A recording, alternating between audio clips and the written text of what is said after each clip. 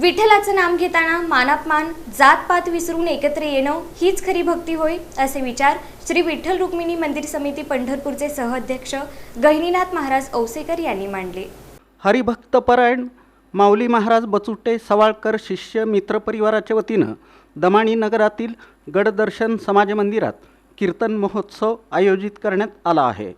गुरुवारी रात्री झालेल्या कीर्तनात गहिनीनाथ महाराज औसेकर यांनी विवेचन करताना जीवनात गुरुला अत्यंत महत्त्वाचं स्थान असल्याचं सांगितलं।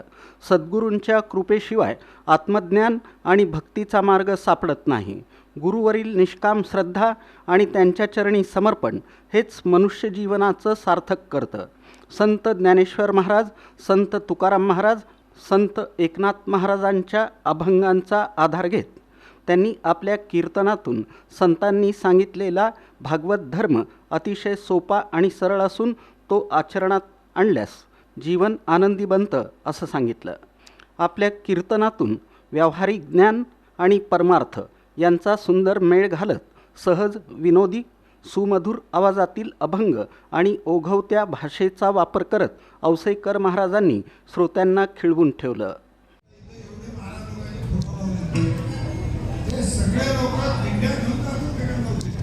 कसं जात होते